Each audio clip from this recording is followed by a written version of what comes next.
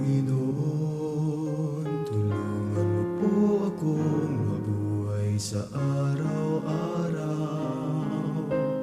na hindi sarili lang ang ipinangingibabaw. Ito ang aking taus-pusong panalangin at lubos na umaasang inyong diringgin.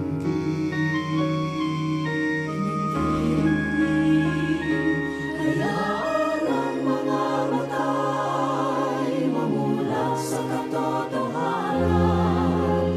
Ang pananagutan ay hindi malilimutan, upang mabuhay na maguli at maluwalhati, at pag-ibig ang siyang tanging nadahari.